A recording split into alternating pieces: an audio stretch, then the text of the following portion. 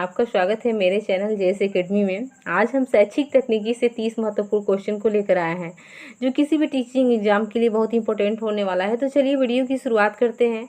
आज का जो पहला क्वेश्चन है, शैक्षिक तकनीकी का विकास हुआ था। शैक्षिक तकनीकी का विकास कौन से सन में हुआ था? सन 1924 में पहला ऑप्शन है।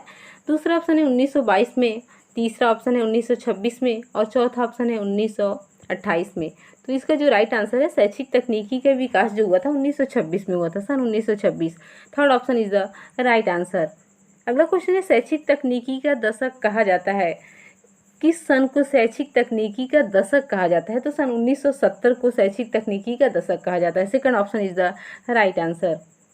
अगला क्वेश्चन है, शैक्षिक तकनीकी राष्ट्रीय परिषद एनसीईटी की स्थापना हुई थी। ऑप्शन पहला 1990 में, दूसरा ऑप्शन है 1967 में, तीसरा ऑप्शन है 1960 में और चौथा ऑप्शन है 1940 में। तो शैक्षिक तकनीकी राष्ट्रीय परिषद एनसीईटी की स्थापना जो हुई थी 1967 में हुई थी। Second option is the right answer. अगला क्वेश्चन है, एनआईओएस का पूरा नाम क्या है? ऑप्शन पहला है new institute of open schooling, दूसरा ऑप्शन है national institute of open schooling, तीसरा ऑप्शन है नेम ऑफ ओपन स्कूल और चौथा इनमें से कोई नहीं। तो एनआईओएस का जो पूरा नाम है national institute of open schooling. Second option is the right answer. अगला क्वेश्चन है, शैक्षिक तकनीकी का सर्वप्रथम प्रयोग किसने किया था? ऑप्शन पहला है ब्रायन मोर ने, दूसरा ऑप्शन है स्किनर ने, तीसरा ऑप्शन है सिडनी प्रेसी ने और चौथा है लुम्सडेन ने। तो शैक्षिक तकनीकी का सर्वप्रथम प्रयोग जो किया था ब्रायन मोर ने किया था। First option is the right answer.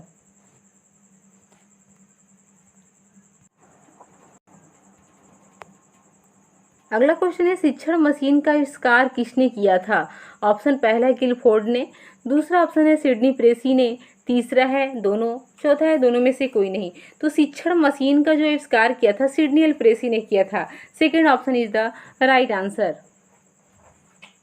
अगला क्वेश्चन है, भारत में सर्वप्रथम किस आयोग ने तकनीकी शिक्षा संबंधित प्रतिवेदन प्रस्तुत किया था? ऑप्शन पहला है कोठारी कमीशन ने, दूसरा ऑप्शन है उच्च शिक्षा आयोग ने, तीसरा है माध्यमिक शिक्षा आयोग ने और चौथा है राष्ट्रीय शिक्षा नीति 1986 ने। तो भारत में सबसे पहले तकनीकी शिक्षा संबंधित प्रतिवेदन जो प्रस्तुत किया था माध्यमिक शिक्षा आयोग ने किया था 1952-53। Third option is the right answer.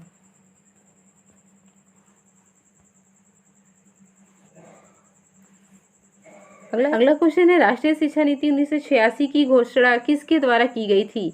Option पहला है अटल बिहारी वाजपेयी, दूसरा ऑप्शन है राजीव गांधी, तीसरा ऑप्शन है पंडित जवाहरलाल नेहरू और चौथा है उपरोक्त सभी। तो राष्ट्रीय शिक्षा नीति 1986 की जो घोषणा की गई थी वो राजीव गांधी के द्वारा की गई थी, क्योंकि उस टाइम पे 1986 में हमारे देश के प्रधानमंत्री राजीव गांधी ही थे। Second option is the right answer. अगला क्वेश्चन है, शिक्षा का आधार है, क्या आधार है? ऑप्शन पहला मनोविज्ञान है, दूसरा है दर्शन शास्त्र है, तीसरा ऑप्शन है समाजशास्त्र और चौथा है उपरोक्त सभी। तो शिक्षा का जो आधार है उपरोक्त सभी है, मनोविज्ञान भी है, दर्शन शास्त्र भी है और समाजशास्त्र भी है। Fourth option is the right answer. अगला क्वेश्चन है, अभिक्रमित अनुदेशन किसने दिया था?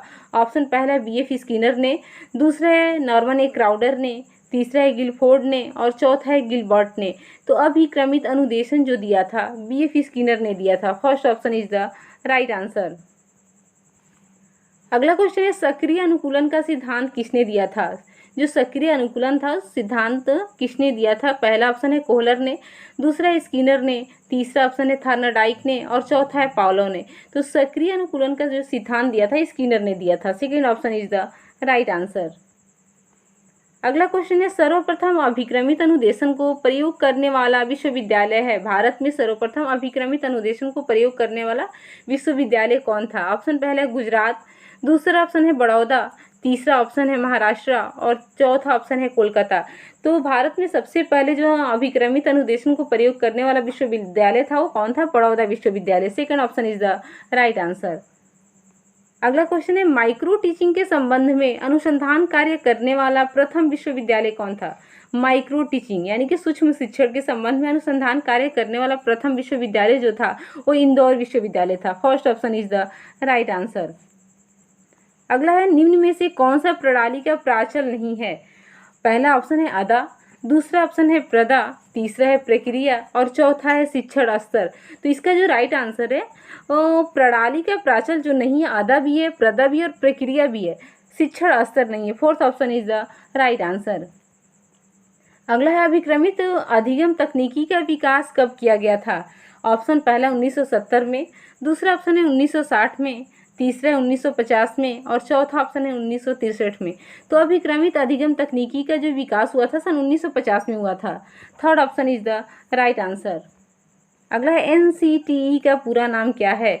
ऑप्शन पहला है national council for teacher education, दूसरा ऑप्शन है national council for teaching education, तीसरा ऑप्शन है national council for team education और चौथा इनमें से कोई नहीं। तो एनसीटीई का जो पूरा नाम है national council for teacher education. First option is the right answer. अगला है भारत में रेडियो प्रसारण सबसे पहले कहाँ हुआ था? रेडियो का जो प्रसारण हुआ था सबसे पहले कहाँ हुआ था? मुंबई में, पहला ऑप्शन है, दूसरा ऑप्शन है नई दिल्ली, तीसरा ऑप्शन है मध्य प्रदेश और चौथा है राजस्थान। तो भारत में रेडियो प्रसारण का सबसे पहला जो राज्य वो मुंबई था, मुंबई में हुआ था। First option is the right answer. अगला है रेडियो का आविष्कार किया था, किसने किया था? ऑप्शन पहला है चार्ल्स बेबेज ने, दूसरा है मार्कोनी ने, तीसरा है सिडनी प्रेसी ने और चौथा है उपरोक्त सभी। तो रेडियो का आविष्कार किसके द्वारा हुआ था? मार्कोनी के द्वारा हुआ था। Second option is the right answer. अगला है शैक्षिक तकनीकी के रूप हैं। ऑप्शन पहला है कोमल उपागम यानी कि सॉफ्टवेयर, दूसरा है कठोर उपागम हार्डवेयर, तीसरा है दोनों और चौथा है दोनों में से कोई नहीं। तो शैक्षिक तकनीकी के जो रूप हैं दोनों है, सॉफ्टवेयर और हार्डवेयर, कोमल उपागम और कठोर उपागम दोनों है। Third option is the right answer. अगला है सबसे अधिक प्रभावशाली जनसंचार साधन है। ऑप्शन पहला है रेडियो, दूसरा है टेप रिकॉर्डर, तीसरा ऑप्शन है टेलीविजन और चौथा इनमें से कोई नहीं। तो सबसे ज़्यादा जो प्रभावशाली जनसंचार का साधन है वो क्या है? टेलीविजन है। Third option is the right answer. अगला है भारत में प्रथम दूरदर्शन केंद्र बना था, कहाँ बना था? ऑप्शन पहला है मुंबई में, दूसरा ऑप्शन है नई दिल्ली, तीसरा है कोलकाता और चौथा है उपरोक्त सभी। तो भारत में प्रथम दूरदर्शन जो केंद्र बना था नई दिल्ली में बना था। First option is the second option is the right answer. अगला है सांख्यिकी शब्द का अर्थ है। ऑप्शन पहला है ग्राफ से संबंधित, दूसरा ऑप्शन है जोड़ने से संबंधित, तीसरा है संख्याओं से संबंधित और चौथा ऑप्शन है गणित से संबंधित। तो सांख्यिकी शब्द का जो अर्थ है संख्याओं से संबंधित है। Third option is the right answer. अगला क्वेश्चन है शिक्षण शब्द का तात्पर्य है, किससे है तात्पर्य? पढ़ने से है पहला ऑप्शन, दूसरा है रटने से है, तीसरा लिखने से है और चौथा है सीखने से है। तो शिक्षण टीचिंग का जो तात्पर्य है वो सीखने से है। Fourth option is the right answer. अगला है अलविदा अध्यापक के लेखक हैं। अलविदा अध्यापक पुस्तक का नाम है, इसके लेखक कौन है? पहला है केलर है, दूसरा स्किनर है, तीसरा ऑप्शन है नॉर्मन क्राउडर है और चौथा है गिलबर्ट है। तो अलविदा अध्यापक के जो लेखक हैं केलर महोदय हैं। First option is the right answer. अगला है कंप्यूटर के जनक कौन है? पहला ऑप्शन है सिडनी प्रेसी है, दूसरा चार्ल्स बेबेज हैं, तीसरा है गिलबर्ट और चौथा है कोहलर। तो कंप्यूटर के जो जनक हैं चार्ल्स बेबेज हैं। Second option is the right answer.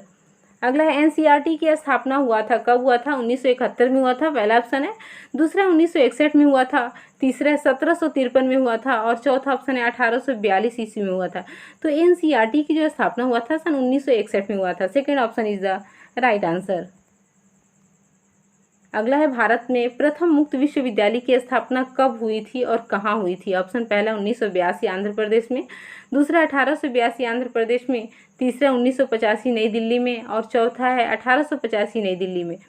तो भारत में प्रथम मुक्त विश्वविद्यालय की स्थापना 1885 आंध्र प्रदेश में हुआ था। Second option is the right answer. अगला है जामिया मिलिया इस्लामिया विश्वविद्यालय की स्थापना किस जगह पर हुई है? जामिया मिलिया इस्लामिया विश्वविद्यालय वो नई दिल्ली में है। First option is the right answer. अगला क्वेश्चन है नेटवर्क के प्रकार हैं। ऑप्शन पहला है 3, दूसरा ऑप्शन है 6, तीसरा ऑप्शन है 7 और चौथा ऑप्शन है 9। तो नेटवर्क के जो प्रकार है नेटवर्क 3 प्रकार के होते हैं। First option is the right answer. अगला है किस नेटवर्क का क्षेत्र 1 मीटर से लेकर 1 किलोमीटर तक फैला होता है? ऑप्शन पहला है लैन, दूसरा ऑप्शन है वैन, तीसरा है मैन और चौथा इनमें से कोई नहीं। तो 1 मीटर से लेकर 1 किलोमीटर तक फैलने वाला जो नेटवर्क है उसका नाम है लैन। First option is the right answer. अगला क्वेश्चन है जिसका आंसर आपको कमेंट्स बॉक्स में बताना है। लैन का पूरा नाम क्या है?